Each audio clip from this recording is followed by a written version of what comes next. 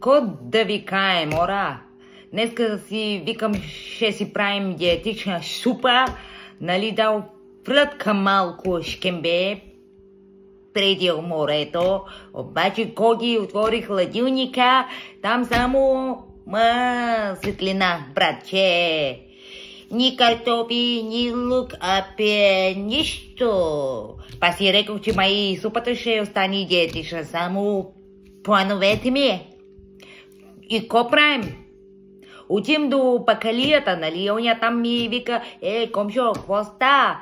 Нещо гладен ли си, че тъй сериозно гледаш? Аз му викам, връщам, гладен съм, бе, пата. Не си мислиш, че съм дошъл за новини, така купих си 2 кисели млека и хлеб. Па супата ще почака, а па здраве да е, ора.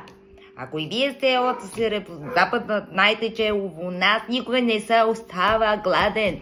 Все нещо ще се намери. Ако не друго, поне косур ще видим на некоя работа.